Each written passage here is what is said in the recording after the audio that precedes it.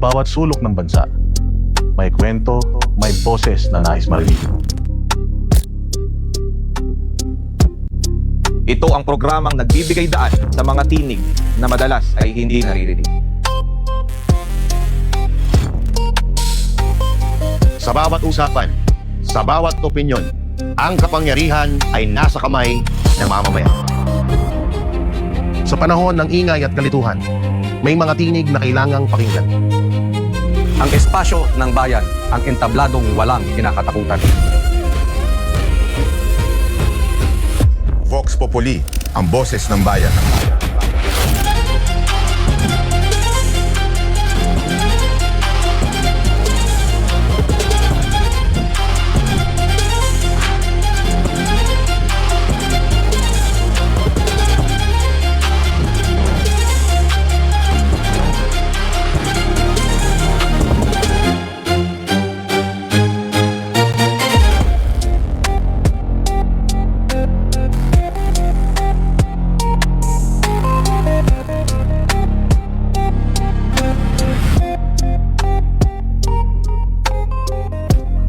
Magandang gabi Pilipinas, welcome sa bagong tambayan ng tunay na opinyon ng taong bayan. Vox Populi, dito ang boses mo ang bida.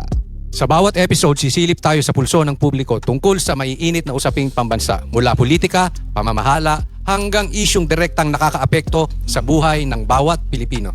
Layunin ng Vox Populi na maging tulay ng tunay na boses ng bayan. Isang lugar kung saan bawat Pilipino ay may espasyo para magsalita, magtanong at makialam. At ngayong gabi kami ang inyong mga host. Ako si paring RJ. Ako naman si Master Judea.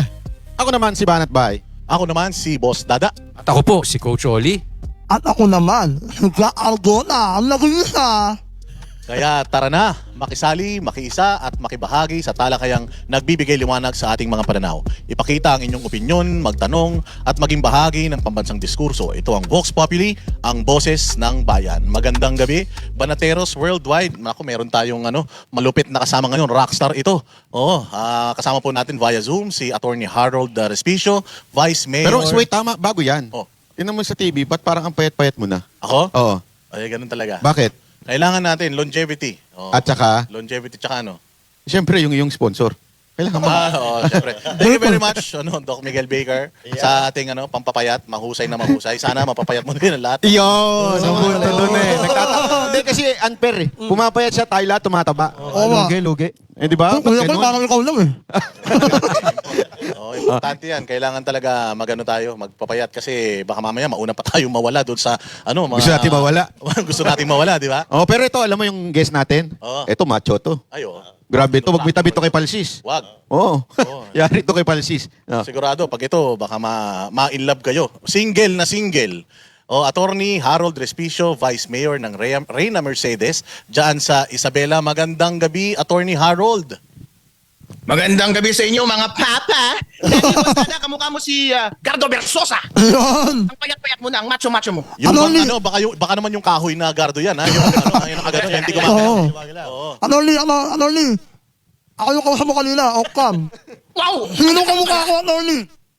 Yun, ikaw pala? What a revelation! Anoli, magandang araw sa'yo, Vice Mayor. Sana, next election, maging governor ka na ng Isabela. Ayun.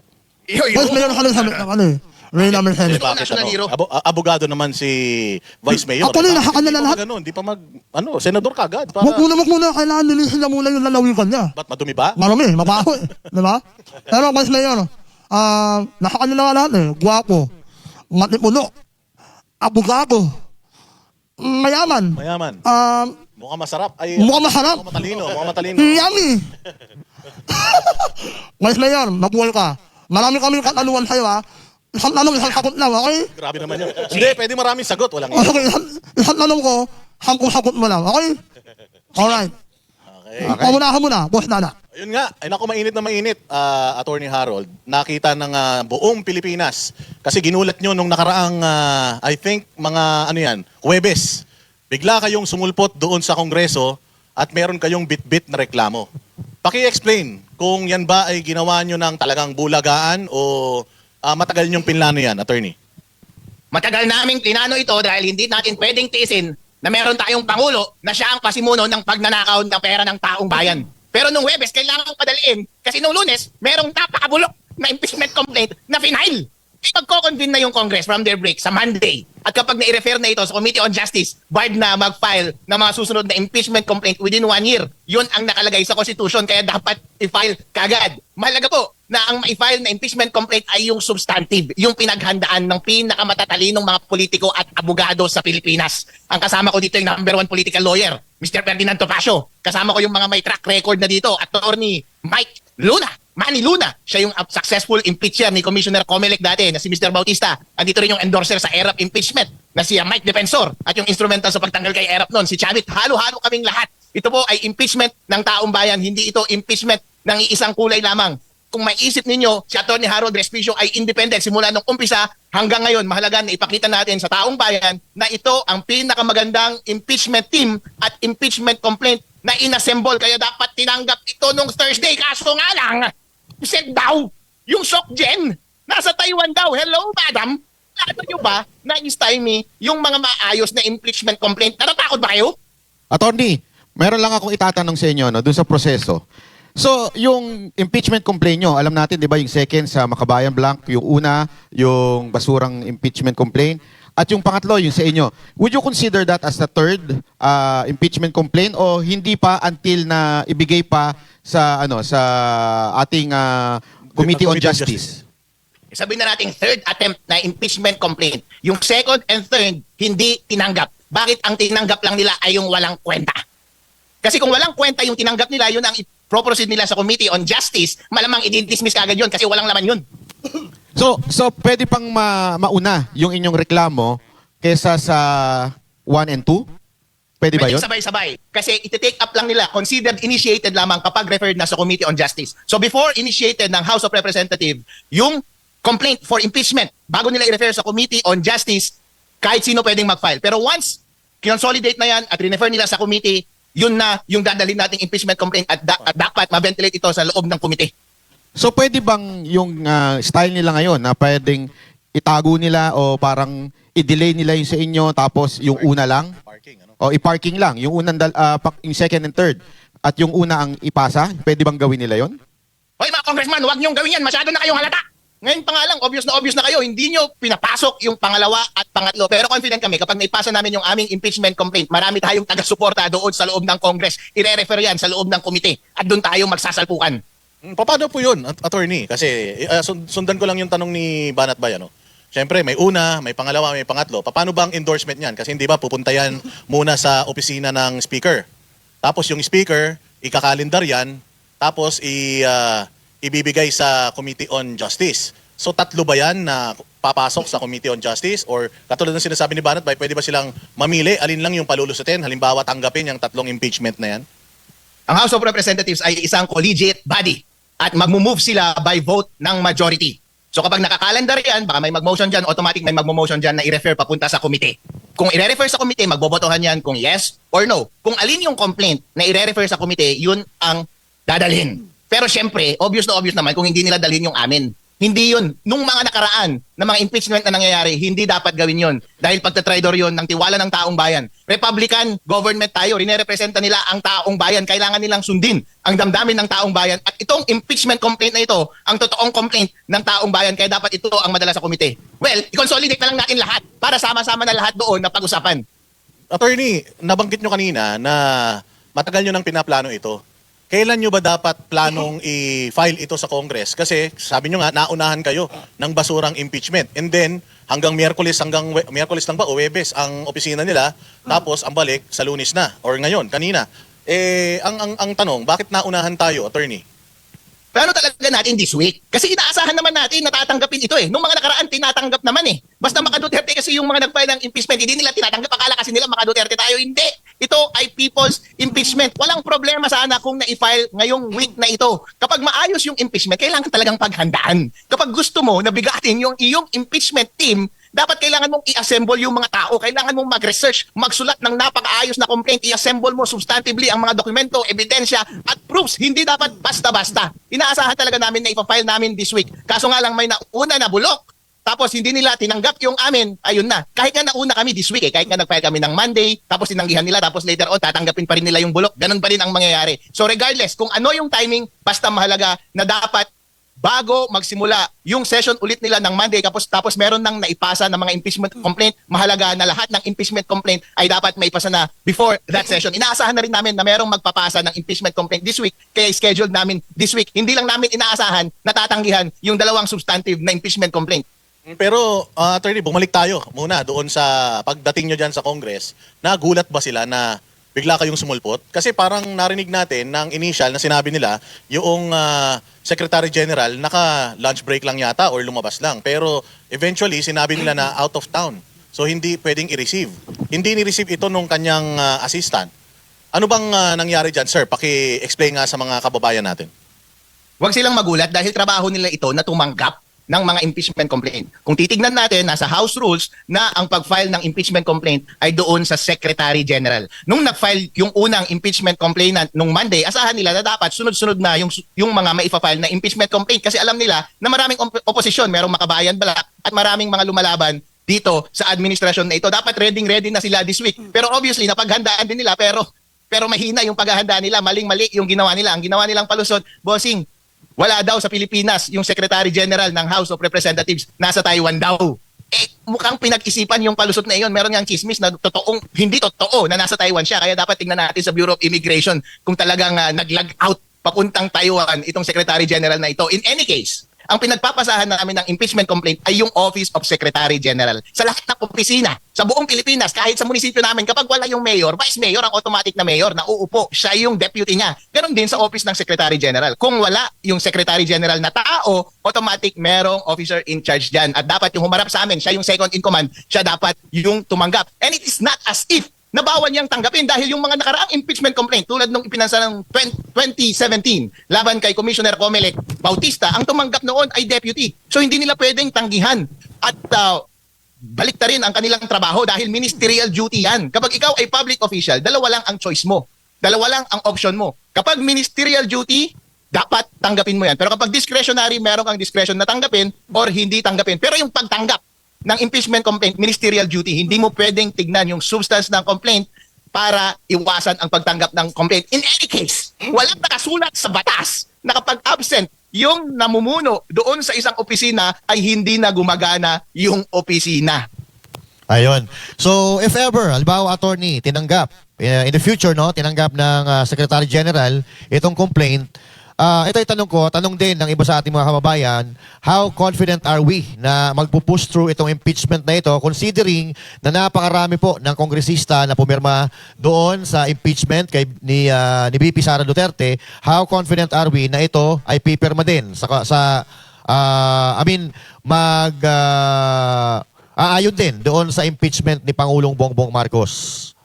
We are very confident. Hindi nyo lang alam, ang dami nating mga kakamping kongresista. Ang dami nilang gustong bumaliktad na. Hinihintay na nga lamang nila natanggapin yung impeachment complaint. Bababa na sila sana nung Webes. Ang dami nila nasa taas. Tanong ninyo kung saan kami tumambay na opisina. Tanong ninyo kung sino yung mga congressman na nandun sa building noon para suportahan kami. At kapag naipasok ito, naka-session ito, naka-business ito, pagdating sa session nila ng Monday at nai-refer ito sa Committee on Justice, marami nang magbabaliktaran at i-reveal na nila yung sarili nila na suportado nila ang impeachment complaint na ito dahil ang damdamin ng taong bayan ay para sa impeachment complaint na ito. Hindi natin maitatanggi na hindi na popular si BBM. Ayaw na ng taong bayan si BBM. Gusto na nilang matanggal si BBM mula sa pagka-presidente. Ngayon, obligasyon ng bawat congressman na sundin ang mandato ng kanilang mga constituents. Hindi nila may iwasan na kapag naramdaman na nila na ang totoong damdamin ng taong bayan ay ipasa at i-process ng impeachment complaint na ito, isa-isa na silang maglalabasan. Nako, alam nyo, attorney, alam ko kung saan kayo galing eh. Maraming hopya doon. Hindi. Doon sa kantin, doon yung pinlano. Kayo naman, sir eh. Anyway, ito, may tanong lang ako sa inyo, no? Kasi laging tinatanong ito, speaking of mga congressman. Sinasabi nga nila, dahil daw wala kayong kasamang congressman, kaya hindi tinanggap. Pakisabi nga ho at pakikwento yung totoong istorya na yan. Hindi totoo yan kasi hindi naman yun yung sinabi ng deputy at that time eh. Ano ba yung sinabi ng deputy ng SecGen? Wala po si SecGen dito. At sabi niya, I'm not authorized to accept. So anong basis mo? Sabi namin, anong basis mo in law? Ba't ayaw mong tanggapin ito? Hindi siya makapagsalita. I'm not authorized, sir. authority mo galing sa batas. Hindi niya question kung nandun yung mga endorser. Hindi niya question kung tama ba yung form ng aming impeachment complaint. Sinight niya yung basis niya. Basta wala yung SecGen, walang receive. So therefore, hindi nila pwedeng erase yung objection na walang endorser at that time. Kasi yung endorser namin nandoon at that time, nasa building. In-anticipate namin talaga na i-reject yung impeachment complaint natin at that very hour. Kasi in the beginning, nung umaga pa lang, rineject na nila yung impeachment complaint ng Makabayan Black. Ngayon, ang dami namin mga endorser na nakapila, nandoon sila sa building nung araw na yon. Kung tinanggap sana nila yung impeachment complaint ng Makabayan, on that day, sama-sama kami maglalakad papunta doon sa office ng Secretary General at i-endorse nila ang aming impeachment complaint. Kaso nga lang, since hindi tinanggap yung Makabayan Black impeachment complaint nung umaga, there was high chance na hindi matanggap yung aming impeachment complaint kung ikaw, isa kang congressman at nandun ka na at alam mong baka hindi matanggap yung impeachment complaint, i-reveal mo ba yung sarili mo? Kasi alam mong hindi magsisimula yung boxing eh. Kung alam mo na kapag na-reveal yung sarili mo, dudumugin ka ng mga tagaharas ng administrasyon na ito, itataya mo ba yung sarili mo ng agad? Hindi pa nagsisimula yung laban, ibubugbugin ka na kaagad nila sa labas ng ring. Ganun po, kailangan nating protektahan ang ating mga endorser, ang ating mga congressman dahil alam natin tong administrasyon na ito, siga, mahilig magpatahimik, mahilig manira, magruin ng reputasyon at pagkatao ng mga tumatayo laban sa kanila, kaya kailangan nating protektahan ang ating mga endorser. Pero kaso nga lang, ginagarantisado ko sa inyo, meron po tayong endorser at handang-handa kami on that day na ipasa yung complaint at kompleto iyon, complete with endorsers. Napakarami, sayang hindi lang namin mai-reveal o maipakita on that day. Exciting pala ito kasi may parang blind item pa, no? Kung sino itong mag-e-endorse. Pero pwede ba naming malaman o magbigay lang kayo ng clue kung sino itong mag-e-endorse or ready na mag-endorse? Madalas ba yan nagpapa-interview? Tahimik lang yan? Ano ba, attorney? Nagbigay ng clue si Sec Mike Defensor nung araw na iyon. Sabi niya, hindi matanda. So mga bata, mga taga-probinsya, madalas nagpapa-interview. Kapag enumerate mo yung mga pangalan ng mga yon, sasagot ako. Nako. Ay, hula ako. Sandali, wala natin. Ako, okay. Si Sandro ba yan? Ay, Bata yun, di ba? Wala kasi mong pa-interview yun. Baka si Puno. Bata ka eh. Ha? Kaedad mo Batang naman isip. yun eh. Batang isip yan. Pero sige, wala si Kiko dahil suspendido pa. Si ano ba yan? Si Congressman Libiste ba yan, sir? Secret! Attorney, Coach Oli po, meron na akong tanong kasi nabanggit nyo kanina. So, confident kayo na meron na tayong numero dyan dito sa lower house. Hindi kaya makakatulong na palitan na rin yung speaker? Baka mas swabe ang dating nun. Isa-isang laban lang tayo. Ang pinaka-immediate na laban natin ay ipasa itong impeachment complaint na ito. Dahil pagdating sa Monday, ang una nilang gagawin ay i-refer ito sa Committee on Justice at mababar na tayo mag-file ng impeachment complaint. Wala na tayong panahon para palitan pa ang liderato. Pero one step at a time, malinaw po ang plano namin. Itong mga kasama ko, mga bigatin, itong mga ito, hindi nila itataya ang reputasyon nila kung alam nilang merong possibility of failure. Sure na sure kami magiging successful ito. Basta bigyan nyo lang ng pagkakataon ng taong bayan na ma-ventilate at ma-discuss at mapaglabanan to trial doon sa loob ng komite at sa loob ng impeachment court sa Senate yung aming impeachment complaint. Actually, attorney, kaya ako lang natanong yun kasi baka makatulong, no? Pero since may numero kayo, naisip ko lang, dahil nauuso dyan pinapatayan ka ng mic, hinaharang nila, pagka sila pa ang nakaupo, sila pa ang majority, sila pa yung nakaposisyon, baka ipitin ng ipitin. Kasunod nung, inipit na nga kayo, hindi na nga pinapasa. Tingnan natin. Pero one step at a time, tulad ng sabi ko, malay mo, i-take namin yung advisement mo sa susunod. Baka iba na yung ating Speaker of the House. Attorney, nabanggit mo kanina yung mga nagpa-file ng impeachment, pag Duterte supporters, hindi nila tinatanggap. Ngayon, napaisip ako, natatakot ba sila? Kasi yung second is galing sa Makabayan Black, which is hindi naman Duterte supporter. Tapos sabi nyo nga, kayo, hindi rin Duterte supporter. Sa tingin mo, natatakot sila dito sa second and third impeachment, kaya nila hinaharang to? Natatakot sila dahil alam nilang guilty sila. Alam nilang dito babagsak si BBM. Dahil napakadali na pabagsakin si BBM through impeachment. Ang pinakamalakas dyan na ebidensya ay yung statement ni Zaldico. Public statements lahat yan, admissible in evidence lahat yung mga bagay na yan. Kwinento niya na sila mismo ang nagnakaw. Ang grupo nila, Zaldi, si Romualdez at si BBM, merong pruweba na pag-deliver ng mga mali-maletang bilyones doon sa Malacanang, doon sa Forbes Park. Ang question na lang ngayon ay yung credibility ni Zaldi at yung credibility ng pagtanggi ni BBM na AI daw si Zaldi. Kung ikaw ang judge, At yung isang witness, sinasabi niya, detalyado ang kanyang pagkakwento and everything fits. Tapos yung depensa lang ng kanilang co-conspirator ay AI. Kanino ka maniniwala? Siyempre, maniniwala ka sa mas credible na witness. Automatic convicted yan. Kung ganun lamang ang proseso ng pag-iisip, normal na korte, automatic convicted sa impeachment si BBM at tanggal kagad siya. Alam nila na napakasimple ng kaso laban kay BBM. Once mapunta ito sa tamang trial, magiging successful talaga itong impeachment na ito. Attorney, sino ka mukha ko, Attorney? Ang ganda mo, para kang si... parang ikaw yung mga nakarelasyon ko dati. Attorney, may alam ako. Napansin lang namin, bakit yung Makabayan Black napasa ng impeachment, parang hindi naman sila nilamga. Bakit hindi sila nag-iingay kagaya ng ginagawa nyo? Bakit sila Kasi wala naman silang... Mahina din siguro sila. O hindi sila suportada ng tao. Siguro yung filosofiya nila pampolitika ay hindi tanggap ng tao. Pero alam natin, ang katotohanan dito ay, ang pinakamalakas ngayon na impluwensya sa Pilipinas ay laban kay BBM at patalsikin siya. At ang mas malakas na susunod na impluwensya ay yung mga Duterte supporters. O hindi ba? At kaya yun ang tinatanggap ng taong bayan kapag nagsasalita. Itong mga Makabayan Black, mahina din kasi itong mga ito. Kapag nagsalita rin itong mga ito, puro ang daming kumokontra. Yung mga taong bayan kumokontra sa kanila dahil they are spent force. Sabi nga nila, wala silang maayos na representative at wala nang tiwala ang taong bayan sa kanila. Naturally, kung nasa tamang side ka ng political fight, doon magkokongregate ang opinion ng taong bayan at sa ngayon nagkokongregate ang opinion ng taong bayan sa grupo namin. Sa amin sila naniniwala, kaya kami lang, yung mga statement lang namin ang kanilang tinatanggap. Attorney, gusto ko na magsampa ng impeachment eh. Okay naman yun? Ano po? Pwede ba ako magsampa ng impeachment laban kay Marcos? Kaya ako, normal na tao lang ako. Meron ba akong karapatan para magsampa ng impeachment laban kay Marcos? O yun, bilisan mo, baka makahabol ka pa sa Monday. At dapat meron ka rin endorser katulad namin.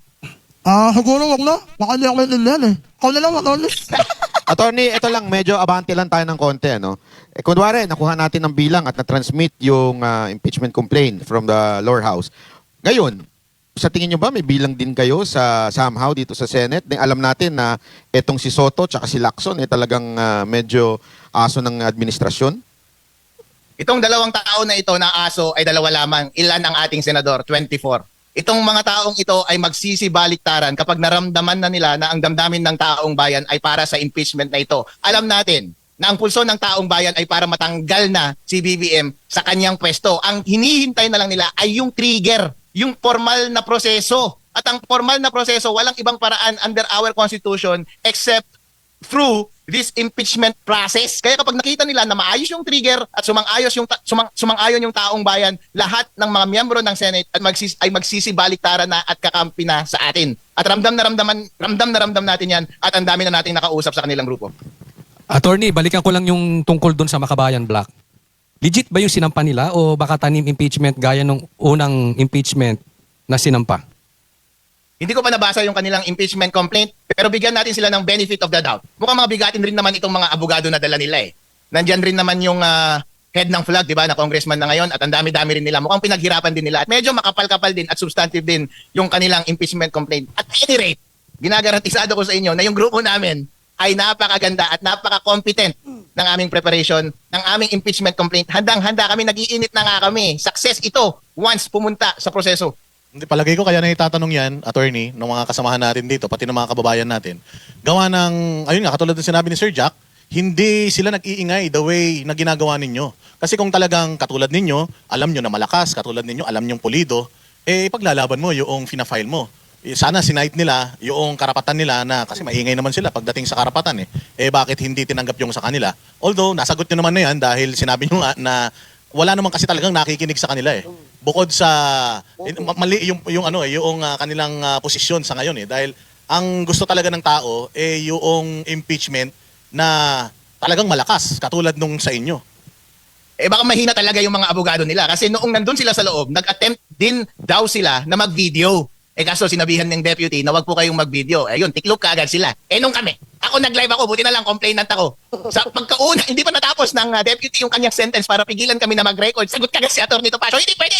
Nasa public place tayo. Ikaw isang public official na nagpe-perform ng public duty. Lahat ito ay public, kaya wala kang expectation of privacy. Hindi pwede na pigilan mo kami na mag-record. Tapos sunod-sunod na yung depensa sa aming maayos na team at abogado. Hindi niya na makontra. Tameme na kagad itong deputy. Kaya yun po ang sinasabi ko sa inyo. Dapat palaban, malakas at marunong sa batas ang team ng impeachment para kahit na anong paghaharang na ginagawa nila, hindi uubra. Ito na po ay isa sa patunay na kapag kami ay binigyan ninyo ng pagkakataon na ilaban itong impeachment complaint na ito, walang makakapigil sa amin. Hindi kasi, ano yun, Boss Dada, ang sa tingin ko doon, kasi yung laban nila sa opisina, nasuplak sila agad eh. Pero kung sa bundok yun, baka may video yun. Oo. Anyway, attorney, yung unang complaint, nireveal nila yung complaints, di ba? At least 5 ata yun. Na kung tutuusin, lahat yun ay valid na mga complaints na talagang nagawa ng Marcos administration. Masasabi niyo ho ba na mas malakas dito yung complaint? Or ano po ang pagkakaiba ng complaint na ihahain ninyo? At kung meron man, kung po pwede natin i-reveal ngayon, kahit isa, baka pwedeng Ilang pages ba yan? ilang pages ba yan? Sabi nila yung una, 15 pages 15 lang daw. pages. Oo. So yung ngayon, yung sa inyo, Nakamaleta daw eh. ilang pages po yan at baka po pwede makakurot ng kahit isa na complaint. Kung po pwede lang naman. Kung hindi, wala namang problema po. Ang pagkakaiba ay yung substance. I-compare mo yung unang impeachment complaint sa impeachment complaint namin. Yung unang impeachment complaint, 15 pages. Yung impeachment complaint namin, maleta. Total ng mga attachment. Ang daming USB recording ng mga video. Ang haba ng mga legal arguments. Yung unang impeachment complaint, walang attachment. Although sinabi nila na pareho yung general allegation, kaso nga lang, kung gusto mong matalo sa isang case or gusto mo talagang magpatalo, talagang hihinaan mo rin yung substantiation mo ng iyong mga allegation. Yun po ang difference. Kapag sinampa mo yan sa ordinary court, wala kang proof kahit ano pang mga pinagsasalita mo diyan sa mga allegations mo, hindi papasayan. Ang difference ng amin ay back up ng documents, public records, mga videos, at meron pa kaming exclusive na witness na si Zaldico. Napakalakas. You could never be more diligent sa pag-prepare ng isang impeachment complaint than the manner by which we prepared our impeachment complaint. Napakaganda ito. Kaya kapag pinasa ang aming impeachment complaint, mahirap itong lusutan. Pasensya na, attorney, pero alam ko matatalino po kayo, pero mukhang may mali po kayo sa inyong ginawa. Kasi dapat yung maleta, sinabi ninyo galing kay Romualdez para tinanggap nila. Kasi kung sinabi nyo kasi impeachment complaint kung sinabi nyo bang, eto may maleta kaming dala-dala dito galing kay Romualdez, di tinanggap nila. Yun dapat ang ginawa ninyo. Mali naman, hindi nyo kasi kayo nagpaturo sa akin Baka hindi Rimowa. Dapat kasi Rimowa, tapos sabihin nyo galing kay Romualdez. Di tatanggapin nila yun. Pero ito ang katanungan ko. Naandyan, sabi mo kanina yung USB. Yan ba yung USB ni Cathy? Binag? USB ni Cathy, USB ni Attorney Manny, meron itong laman na mga exclusive videos, statements ng mga exclusive witnesses. Napaka-exciting nga sana. Ang sarap isa-isahin. Ang sarap i-reveal. Ang hirap lamang pangunahan dahil ma-endanger natin itong mga tao na ito. Napaka-interesting ng ating mga witness. Alam nila iyon, syempre. Syempre, kaya takot na takot silang tanggapin ng ating impeachment complaint. Ikumpara mo ito sa unang impeachment, walang kalaman-laman, dismiss ka agad yon sa unang tingin pa lamang ng komite once referred doon. So may video dyan na hindi pa nakikita ng publiko? Yun, meron. Patay tayo. Except yung sex tape ko siguro, baka sana hindi nila na-copy-paste doon. Nako po. Pero baka meron ding video dyan ng tungkol sa droga? Marami, baka merong humihit-hit na live. Oy. Nako, Patay tayo dyan. Mabigat tong binitawan mo, ha? Pero parang naano ko. Paano ito na? Wala kang kinalaman doon, ha? Mukhang pipigilan lalo yung impeachment mo, attorney. Meron ba diyang video na rason para magkasakit ka sa tiyan, ganun? Yung ano ba? Rason? Si Enrique Rason ba yung sinasabi mo o reason? Ay! Reason. May Kasi ganon? meron kaming basis sa aming impeachment complaint ng Malampaya Contracts. Naku po, yan na. patay Pero tayo. ito, legit tong ano na to, itong tanong na to Sir, paano kaya lulusot yan? May solid north. Syempre, mga Walang congressman sa solid norte. Baka magkampihan yung mga congressman sa norte, pinapa-impeach nyo yung ang kanilang presidente. Walang solid north. Ako na mismo ang nagsasabi sa'yo. Napakaitim ko. Itong mukha ko medyo maputi lang konti, pero tingnan niyo yung singit ko at kilikili ko, napakaitim yan. Rinerepresent na namin ang lahat ng Pilipino, lahat ng Ilocano. Hindi buo ang suporta ni Presidente BBM sa Luzon. Kaya nga kasama rin namin si Chavit.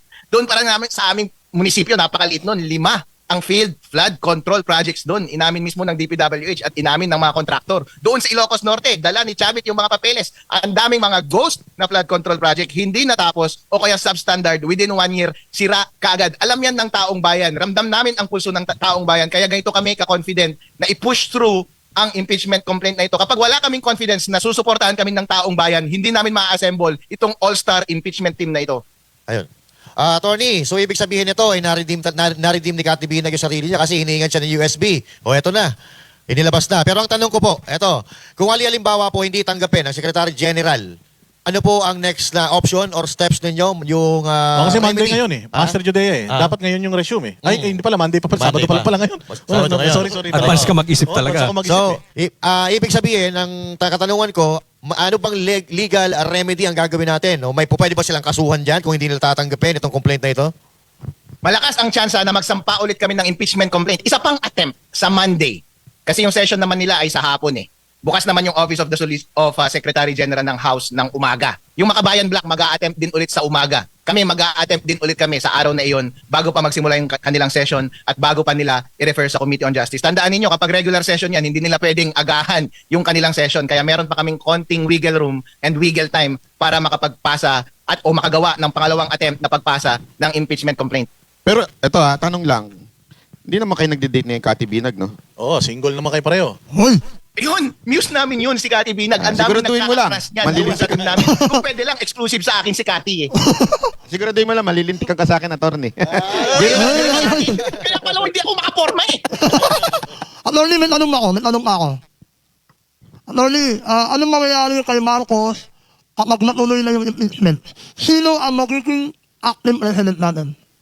Sino? Siyempre, kapag natanggal yung presidente through impeachment, ang papalit dyan yung vice president. Tandaan natin, yung ating sitting vice president na si VP Sara Duterte ay merong mandato ng taong bayan through a democratic process of election. Automatic yan, implicit yan sa understanding ng taong bayan nung inelect nila si VP na kapag mag-resign, mamatay or ma-impeach yung presidente ng Pilipinas ay siya yung papalit. Kaya respetuhin natin yung constitutional succession na iyon. Attorney, ang problema, si Vice President Sara, kinakasuhan rin. I mean, may impeachment din siya.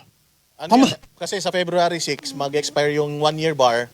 Sigurado, pa-file din ng impeachment. Sino yung magpapay nun? Yung mga makabayan. Ay, mga bobo? Galit ka sa mga galit ka sa mga Kasi makabayan. masama ugali. Umakampi sa magnanakaw, di ba? Makabayan ba yun? Baka makabayag. Makabundok. Ang tanong ni Sir Jack, kung may impeachment din kay VP Sara. Ayun ang tanong ko. Pero ito, di ba? Kung natuloy yung impeachment kay Marcos, sino yung magiging acting president?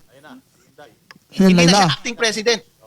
President na automatic kapag ganun? matanggal si Marcos. Oo. Akala ko kasi, sasakalin mo na kaliig. Baka yung proseso, sakal mo na kaliig bago hatulan. Iba, tayo pinanonood Iba ko yun, kung ano-anong pinapanood mo. Sorry. Sakalin yung sa liig. Pero attorney, may impeachment. May impeachment. Sa video yung mga yan. May impeachment, attorney, kay BBM. And then February, alam din natin na magkakaroon din ng impeachment ay ipa-file kay VP Sara. So itong dalawang impeachment na to, let's say for example, na gano'n siya, nag-proceed siya, na-impeach silang parehas sa Congress at papunta na ng Senado. Anong mga scenarios yung ine-expect ninyo? Pwede bang sabay? Yung dalawa? Pwede bang parehas, gano'n? In theory, pwedeng sabay, pero in all practicality, isa-isa lang. Kasi hindi naman pwede. Kasi ang magko-convene as impeachment court ay yung buong Senate.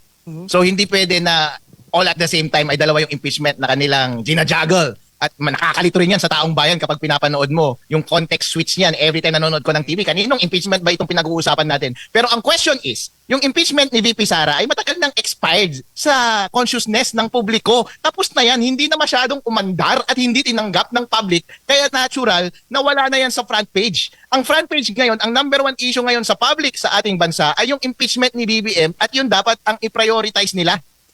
Yun ang problema natin, ano? Kasi sabi mo nga, hindi pa nangyayari yan, magkakaroon ng filing sa inyo, magkakaroon din ng filing sa February for VP Sara. Paano kung inuna nila yung kay VP Sara? Tapos ayun nga, pinarking yung kay BBM. Anong mga tawag dito, scenarios yung tumatakbo sa isip ninyo if ever yung mga yan mangyari? Tandaan natin, mas popular si VP Sara ngayon kaysa kay President BBM. 68% ng mga Pilipino galit kay BBM. Whereas kay VP Sara, overwhelming majority ang suportado sa kanya. Kapag nakita ng taong bayan na ang pinush nilang tanggalin na personalidad na leader sa ating bansa ay yung personalidad na mahal nila at ayaw nilang i-push yung pagtanggal ng leader na hate nila, baka ayaw na nilang mag-participate sa impeachment process. Baka mag-take na sila ng extra constitutional process ng pag-remove ng ulo ng ating bansa. At alam nyo na ang sinasabi ko. Nako, malupit yan. Attorney, balikan ko yung sinabi mo kanina na mag-a-attempt kayo for the second time. Kasi ang impeachment, pag hindi tinanggap, parang paglabag yan sa rules tsaka sa constitution natin. Ano kayang, kung ulit nila tanggapin, ano kayang pwedeng gawin ninyo na legal action para sa mga ganyan, katulad niyan? Automatic magsasampa tayo ng kaso sa Supreme Court. At ire-retroact on the day na nag-attempt kami na mag-file ng aming impeachment complaint, yung filing ng impeachment complaint kapag pinagbigyan ng Supreme Court yung aming petition. Kasi obviously, grave abuse of discretion on the part ng Office of the Secretary General of the House na tanggihan ang impeachment complaint na wala naman silang basis na pag-deny. At ministerial duty nila iyon, wala silang dahilan sa batas para i-decline na i-receive ang aming impeachment complaint. At uutusan sila ng Supreme Court na tanggapin ang aming impeachment complaint at ire-retroact nila yung date ng filing before the date ng pag-refer sa Committee on Justice ng anumang impeachment complaint na i-refer nila sa Monday. Di siyempre, meron nangyaring, balik tayo ulit doon sa una, may nangyaring, sa tingin namin, may nangyaring paglabag sa batas doon sa hindi nila pagtanggap. Sabi nyo nga, it is an office, hindi siya pag-aari ng isang tao or hindi nagpa-function yung office na yon dahil sa isang tao. Do you consider filing cases against itong Secretary General and itong kanyang Deputy Secretary General? Hindi lang considered, Boss Dada. We have decided to thoroughly crush them. Dahil hindi pwedeng makalusot sa mata ng taong bayan na walang pananagutan ang mga obvious na tumatanggi na gumawa ng kanilang tungkulin. Binabayaran sila ng taong bayan. Kami ang nagpapasweldo sa kanila pero sa harap-harapan ng taong bayan ayaw nilang gawin ang kanilang trabaho. Actually, Vice Mayor Attorney, sobrang humahawa ako sa'yo eh. Actually, last year pa lang eh, bago magkaroon ng kampanya eh, nakapalo na ako sa'yo kasi ang tapang mo eh. Nagbabayot ka na ata. Napapakla ako sa'yo. Nagpakla, Mayor. Pero, ito yung ano ko sa'yo. Ang galing mo at tapang mo, sana hanggang sa mawala si Marcos, nagkakaparin, huwag kang mawawala. Nagpapasalamat na ako sa'yo ngayon pala, Mayor. Vice Mayor. Sana, magtuloy-tuloy ang pinaglalaban mo para sa amin. Makakaasa po kayo na hindi ako titigil hanggat merong katiwalaan sa ating lipunan. Hindi titigil si Attorney Harold Respicio na ipaglaban ang ating karapatan. At wala nang mas malaki pang katiwalaan na nangyayari ngayon sa bansang Pilipinas kaysa sa katiwalian na pinamumunuan ni BBM. Paano yun? Sabi ni Attorney Claire Castro na wala daw substance yung inyong impeachment, wala daw basihan yan, maayos nagtatrabaho ang Pangulo, nagkakasakit na nga dahil sa sobrang sipag. Anong masasabi nyo dyan, sir? You woman is a liar! You are si a liar, Claire. woman. Si Kasi Claire hindi mo Castro naman ba yan? nakita yung aming impeachment complaint. Tandaan ninyo, hindi kami nag-iwan ng kopya ng impeachment complaint sa office ng Secretary General. Hanggang ngayon, wala may alam ng laman ng aming impeachment complaint. Kaya itong sinabi niya na walang kwenta, pinangungunaan mo, halatang hindi mo nabasa. Kasi kahit sino sa labas, walang nakabasa pa ng aming impeachment complaint. Ay, so hindi nyo iniwan? Kasi ang parang napapanood ko sa vlog mo nung live ka, iniwan nyo dun eh. Kasi parang sinasabi nyo na considered as received na yan. Dahil ministerial nga ang function ng opisina na yan, iwan namin yan dito, considers tanggap na yan. Hindi. We tendered and proffered yung impeachment complaint with proper endorsements. Yun ang inoffer namin sa kanila. Pero once sinabi nila na hindi nila tatanggapin, hindi tama na iiwan yung impeachment complaint sa kanila dahil sapat na yung tendering at ang kanilang refusal para complete yung filing legally. Katulad yan ng pagbayad ng utang or pagbili sa tindahan. Halimbawa, nasa civil code yan. Kapag bumili ka sa tindahan at ayaw nilang tanggapin ang iyong bayad, itender mo lang, ito po, nagbabayad ako. Pero once tumanggi siya, wala kang obligasyon na iwan yung pera na iyon. Kasi baka kapag iniwan yung pera na iyon at hindi niya pinick up yung pera na iyon, kapag nawala yung pera na iyon, mawawalan ka ng pera. Alright? Kaya pagdating sa korte, kapag nagpatunayan tayo kung meron bang effective na payment, in that case, basta maipakita mo sa korte na nag-tender ka ng iyong payment, good as payment iyon. Ganon din dito sa ating file. Once nag-tender tayo ng kompletong complaint with endorsements, nag-proffer tayo ng ating complaint, it was as good as filed because explicitly refuse nila yung filing. Nako, kung wala na kayo, may mga tanong pa ba kayo, mga banateros? Okay na ako. Sige, may tanong ka pa. Ako, napapasalamat na ako kay Mayor, nakakasama kasamahan niya eh. Vice Mayor lang. Mayor na yan. Promote mo. Ako na, Governor na tawag ko dyan eh. Governor, maraming salamat sa'yo, Governor ng Isabela. 2028, minukurok naman ako na. Maraming salamat sa'yo, Mayor. Pero hingan natin si Attorney Harold ng kanyang final message sa lahat ng mga nanonood ngayon na banateros na talagang abang na abang dito at nagpapasalamat din sa inyo ng lubos. Mga kababayan, obligasyon po natin na every time nakakita tayo ng kamalian sa ating lipunan, na bigyan sila ng pansin at i-push natin na patigilin sila. Dahil po kapag nakikita na natin sa ating mga mata na niloloko tayo at hindi pa rin tayo gumagawa ng hakbang at sa huli ay tayo ang nagdurusa, baka tayo na rin ang may kasalanan na iyon dahil binibigyan na po tayo ng paraan ng ating konstitusyon at ng mga batas para habulin sila at tanggalin sila sa pwesto. Once tumahimik po tayo, mas humihina po ang ating kaso, mas lalo silang nagpo-flourish sa kanilang pagnanakaw ng pera ng taong bayan. Kaya kailangan po tayo mag-participate, sumigaw po tayo, huwag tayong tumigil. Tapangan po natin, ito lamang ang tanging paraan para mapatigil na ang mga buwaya sa pamumuno at pagnanakaw ng pera ng taong bayan. Maraming salamat, Attorney Vice Mayor Harold Respicio ng Reyna Mercedes Isabela. Welcome back mga banateros. Nagbabalik po ang Vox Populi, ang boses ng bayan.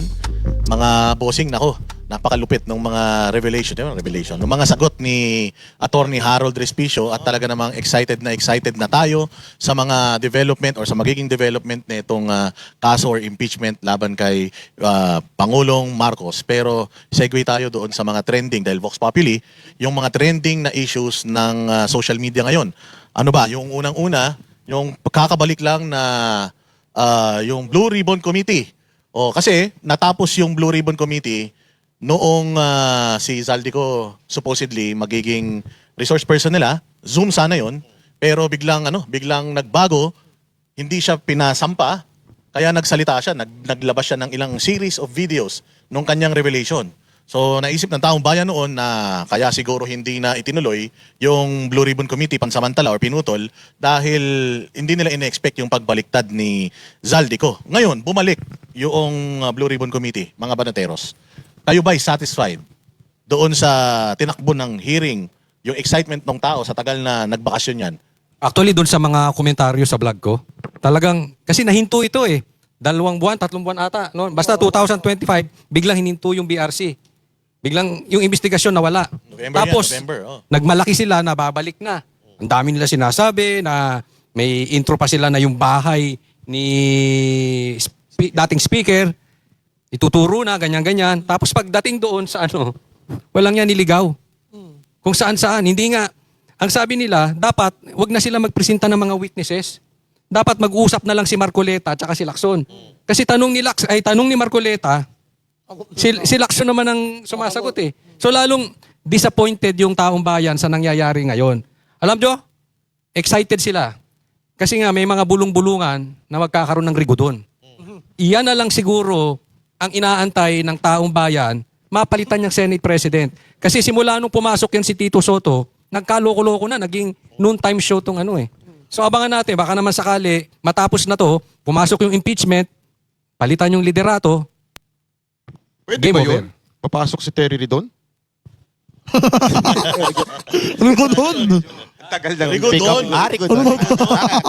Ang tagal nyo magano Bagal Ako sagot ko Hindi lang noon time show, meron pa silang bagong karakter na na-unlock. Yung si Teletubbies. Kaya nga yung taong bayan, lalong nagdududa dahil sabi ni Lacson, hindi raw siya bakla. Pero yung ginagawa niya, di ba yung EPAL, alam ba, tatanungin kita, tapos pasok ka ng pasok. Di ba? Medyo bading ang dating eh. Meron Parang siyang witness eh, no? Siya bang witness? Ano rin yun, kumalat din yung isang video na yun na tinatanong, kasi lumabas yung sinasabing magkokonekta kay Speaker Romualdez doon sa kanyang bahay sa Forbes. Alam naman na natin yun eh. Di ba? Sinabi na nga, alam na nga natin na si Toby Chanco na nagsabi mismo, ang sinabi ng presidente sa kanyang pinsan, ilang bahay ba sa Forbes ang gusto niyong maging pagmamayari? So, hindi ko maintindihan kung yung pumasok yung dalawang testigo at tinuturo si Diskaya na konektado doon sa bahay ni Romualdez. Alam naman na natin yun eh. Di ba? Kaya nga nag-rally yung mga tao doon eh, nung nakaraan eh, nung natatandaan ninyo, nung dyan sa may Forbes Park. Makakasama tayo, di ba? Kaya nga nag-rally doon eh, dahil dyan eh. Tsaka si Gutesa din sinasabi na itong bahay na to sa kanya, nagpupunta kami dyan, nagdi-deliver kami, nagbabagsak kami. So hindi ko talaga magets kung anong relevance na itong dalawang ito dyan.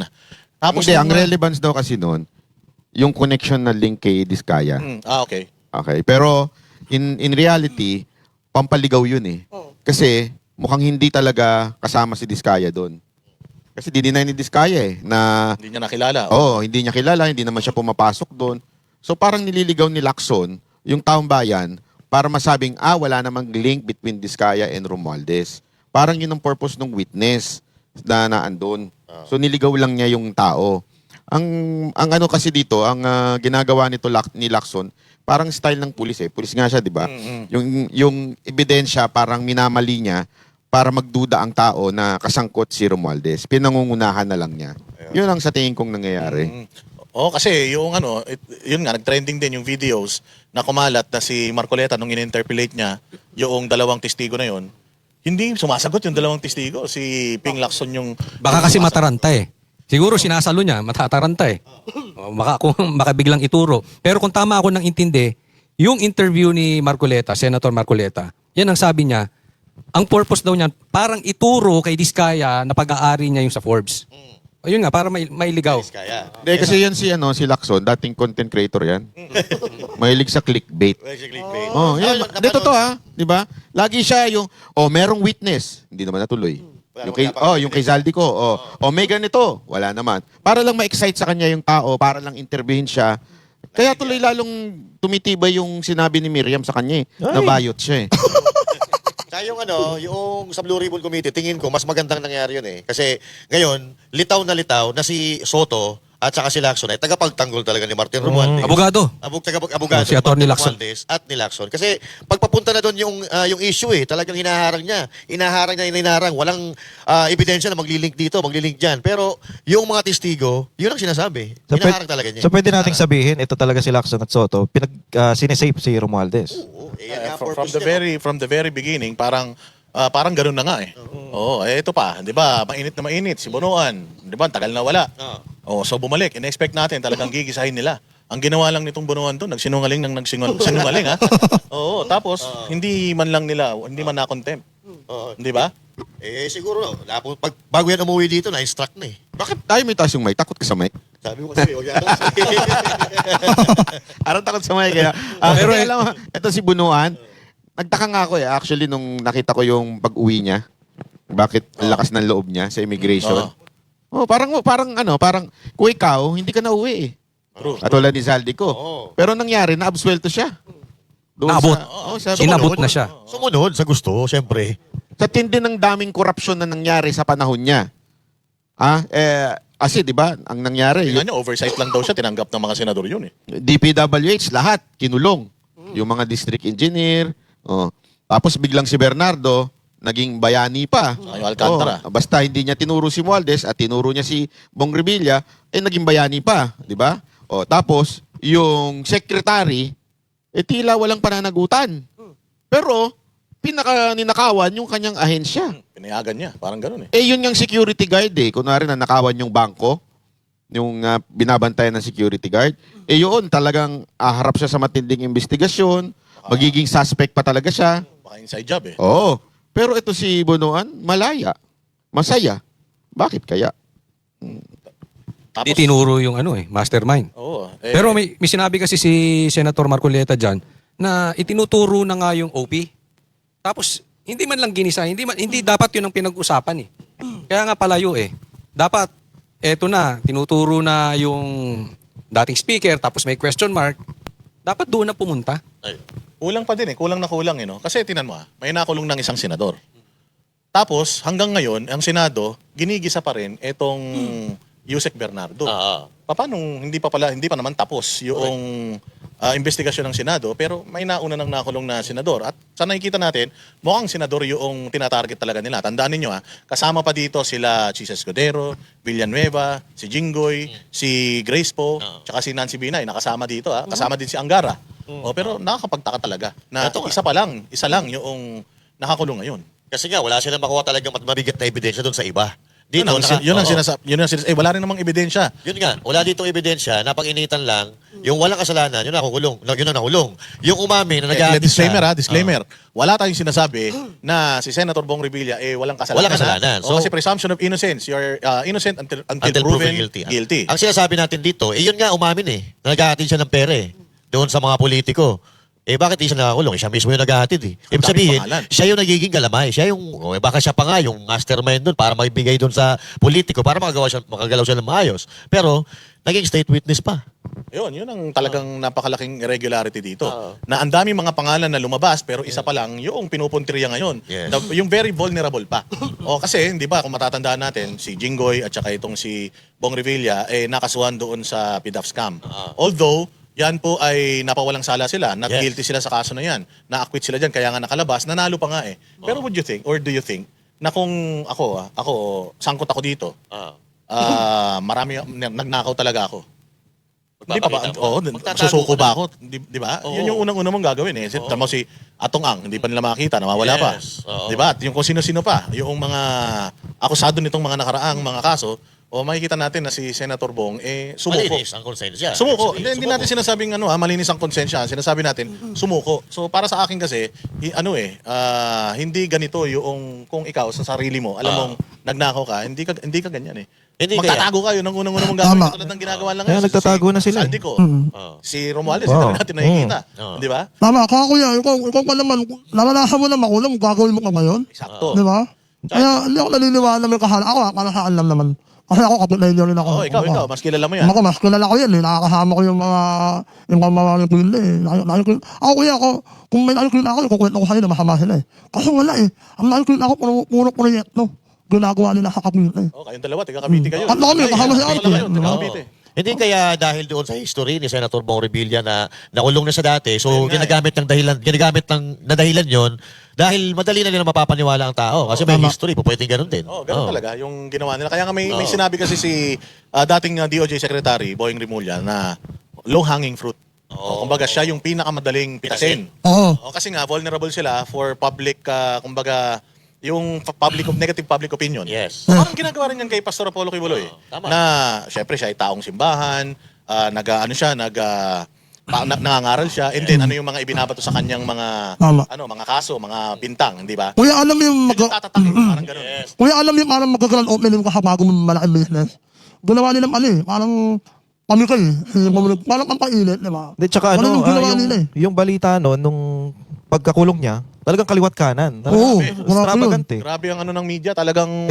Pati detalyado, yung kulungan, sukat ng kulungan, yung ano yung Kaya- kakainin. So, linawin natin itong nakakabit din kay Senator Bong Revilla na inamin daw ni Senator Bong Revilla na si BP Sara Duterte. Yung kumakalat, fake news yan ha. Fake news Pinakikita yun sa Facebook na si Senator Bong Revilla daw umamin na ang mastermind daw sa pagnanakaw ay si BP Sara. Nakakatawa nga eh. Malabo kasi wala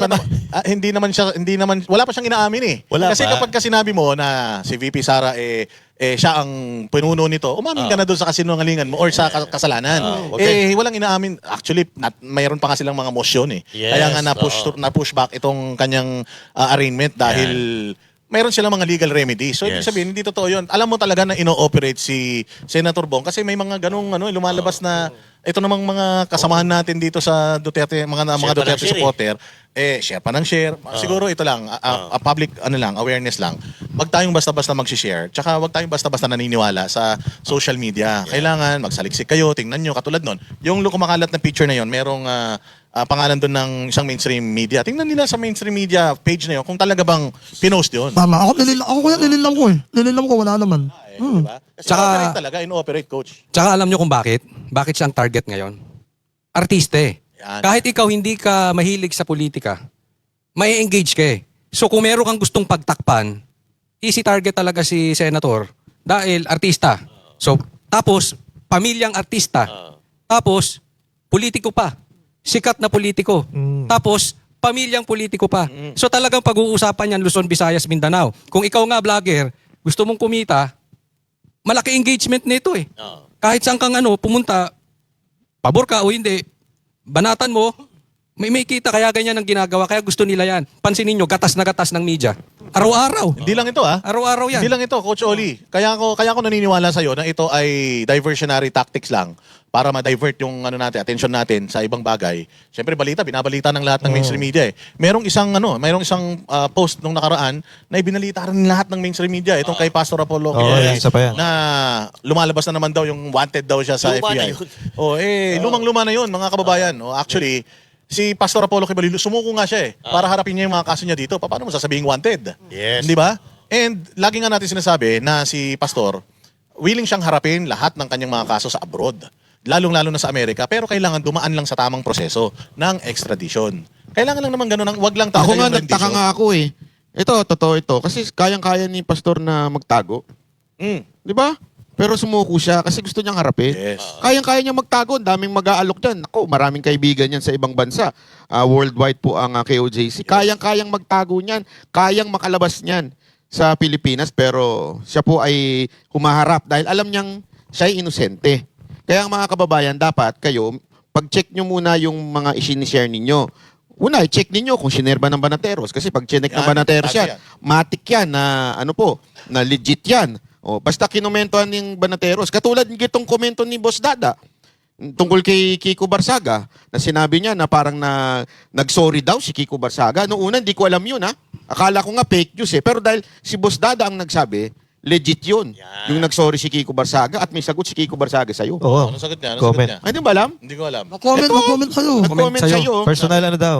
Personal reasons. Tinulungan niya ang tatay ko dati. Patay tayo dyan. Okay man lang yun. I mean, katayo naman, nagre-react naman tayo sa lahat ng bagay. Ang sinasabi lang naman natin doon, sa kanyang pag-apologize, gagamitin na yun sa kanya, against sa kanya, sa mga Tama, susunod tama. na mga expose niya. Nalaman yung kahinaan niya eh. Oo. At saka, Yun lang naman. Although walang masama Agree ka doon? na yung sagot naman niya na natulungan yung tatay niya, yun ang problema. Yun. Ay, yung ano Oo, dito, kasi yung Actually, medyo maraming nag-comment ng negative sa kanya na parang yan ang mali sa mga Pilipino, yung mga utang na loob sa mga Oo, yun politiko. ang maganda kasi si Pangulong Duterte.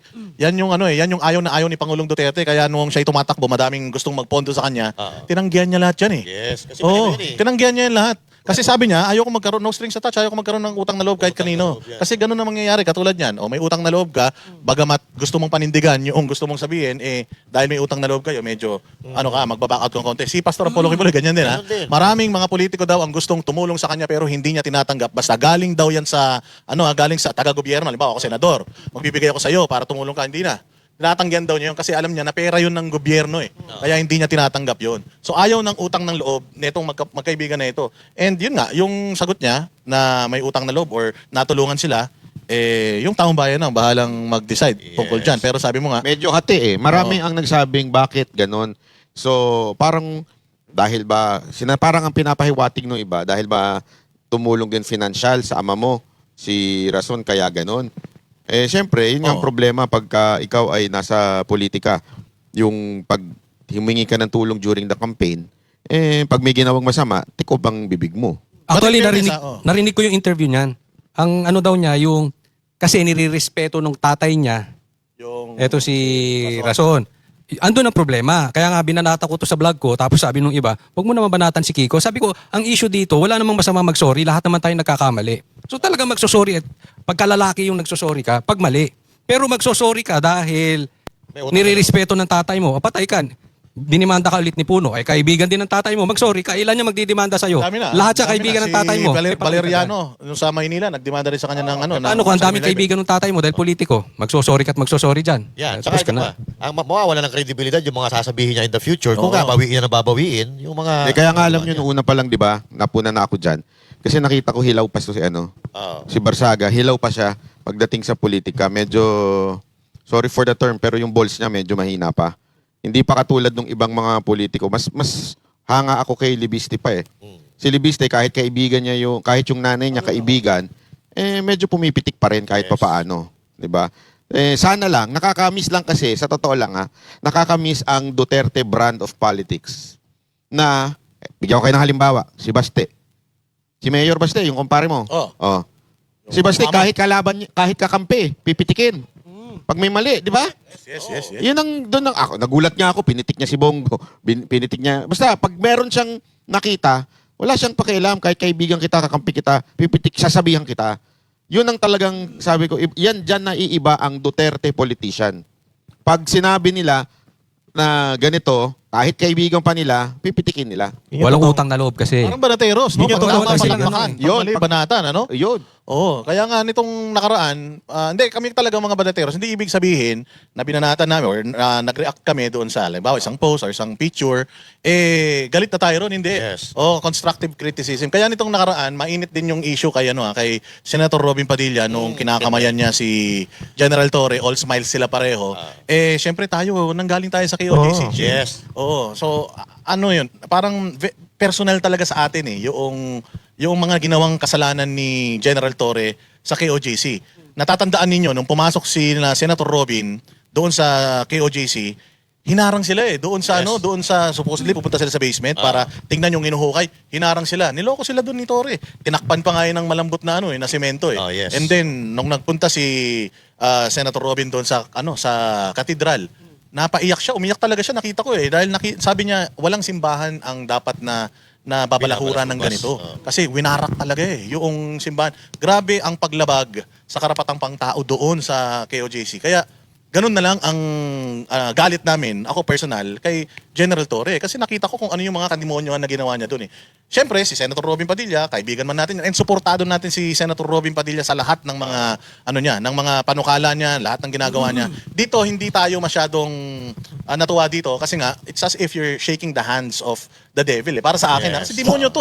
Hindi kaya niya dinuraan yung kamay niya muna. Sana nga ganun Oo, sana nga ganun Kaya umutok muna. Kasi, tinan nyo, parang ang saya-saya nila. Bumabalik kasi sa akin Tsaka Yung hindi nangyari lang sa atin dun sa Davao. Hindi lang partner. yung kay Pastor Apollo Sigibulo pati yung kay PRRD. Yes, Kay oo. PRRD, kung gusto niya kalad ka rin si PRRD, nagkasagutan din siya noong nasa hearing, di ba? Oo, grabe Kung galit na yun. Isipin mo, di ba? baka baka nagiging professional lang si Senator Robin Padilla. Hindi mo na naman ang problema doon You can always be professional. Pero natatandaan ko kasi si Inday Sara. Oo. Sinabi din sa kanya yan Noong doon tayo sa KOJC, sabi sa kanya, parang love your enemy. Ang sabi ni Inday Sara, I'm still not in that spiritual state para gawin yon. Hindi, alam mo, iba talaga ang Duterte. Iba. Paninindigan. Oo, ganun. pagdating sa pagka sila, ayaw kanila. Sakto, ganun yun Pag Walang galit sila sa'yo, politika galit talaga. Walang BS. Yun ang tama. Pag sinabing move on, move on kung move on, wala nang Ex ba ito pinag-uusapan Ano ba yan? Iba na yan, iba na yan. May hugot Iba na yan. Maghuling hirit man lang. Kasi kaya si yung Romanat reminiscence. yung natatandaan mo si Inday Sara, okay pa sila ni BBM Nandoon sa papaalis si BBM. Tapos lalapit sa kanya si Romualdez. Dahil alam niyang ginagawa sa akin kahayupan nito, umiwas siya. Yan. Hindi mo naman kailangang makipagplastikan kung Tama. talagang ayaw mo Dapat You're just being human. Isipin mo, kaibigan mo, kinidnap. Tatay mo pa, tatay Oo, mo. kama, di ba? Tatay mo o kaibigan mo, best friend mo, kinidnap. Kakain tayong dinner, okay lang? Ano ko yan? Pero kuya, akala ko nga nakala ko yan Akala ko magiging wala Carl Gomez part 2 Di ba? Di ba na? Pero ang ibig lang sabihin natin dito, wala naman perpekto. Oo naman. Okay naman si Senator Robin. Kaya lang, syempre, lahat naman tayo, including me, including us, lahat tayo nagkakamali. Oo. So, kino-call out lang natin. Pero marami siyang tayo na maganda. Dito Mahal. lang, medyo nadulas siya. Pero tayo, pasalamat tayo Siguro nga wala pa tayo dun sa ganong spiritual state para Oo. magpatawad sa mga kaaway kalaban Tama, natin. tama. Because I remember nung nasa KOJC tayo, KOJC, nung lumalabas yung mga pulis, nakikita natin yung mga taga KOJC niyayakap yung mga pulis Kumbaga sila, handa na sila dun Sabi ko, teka, 16 days, pinahirapan tayo nito kung ano-anong kahayupang ginawa sa atin ito. Pero, niyayakap. Tapos galit na galit ako noon, I remember. Sabi ko, wag mong yakapin yan. Ba't yung niyayakap? Niyayakap yung mga bisit na yan, pinahirapan tayo ng mga yan. Alam mo kung bakit? Nasa kaugalian ng mga Pilipino yan Yan ang problema sa Pilipino yung Magpatawad yan. mabilis magpatawad, mabilis makalimot. Kaya tinan ninyo, nanalo ito si Marcos si Junior. Hindi nakalimutan ba nila maraming pinahirapan yung tatay nito? Oo. 'Di ba? Nakalimutan ba nila na sinipa nila ito si senior tapos biglang ipinasok si Jun. Ganyan Hindi katulad sa Japan. Sa Japan talaga. Ito, hindi ho nagbibiro Pag mali ka talaga, mali ka talaga.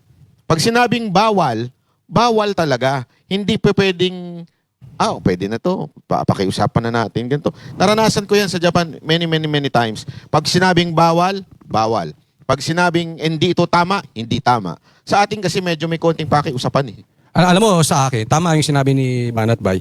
Dapat, magpapatawad tayo. Sabi mo nga, love your enemy. Ako, naniniwala ako doon. Kaya lang, iba yung condemnation at saka kinukonsinti mo.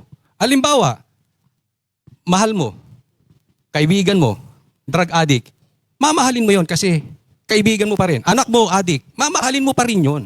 Pero hindi mo kukonsintihin. Sasabihin mo, pag mali, drugs yan, papatayin ka niyan. Dapat nililinyahan. Minsan dyan nagkakamali ang Kristiyano, hindi nila nililinyahan. Pag mali, mali. Love the sinner, hate the sin, but love the sinner. Mahalin mo yung tao, pero kailangan mo siyang kurikin dahil pag hinahayaan mo siya sa ganun, hindi mo siya mahal. Kinukonsent. Nililigtas mo yung sarili mo, ayaw mo lang ng conflict So, ang pagbabago ni Coach Oli. Pwede ka Coach na Oli, yung magpastor pag-move on na. Ano yung konsoli ha? Oo, move on na Pagbabago nito Kasi alam mo yung, ano yung term na tinatawag nila dun yung closure? Meron na ba? Maraming nabubuntis dyan. Meron na ba? May closure na ba? Yan ang tanong. Pero teka muna, pasalamatan natin, hindi si Torre ang PNP chief nung sumuko si Pastor si Apollo. Revilla. Si Revilla, okay. Kasi kung siya ang PNP chief, sasabihin hindi yun sumuko, nahuli. Malamang. Ganyan ang trabaho ni Torre. Malamang. Katulad nung ginawa kay Pastor Kibuloy. Sumuko naman yun pero credit grabber, mana sa amo niya, nagnakaw ng tulay.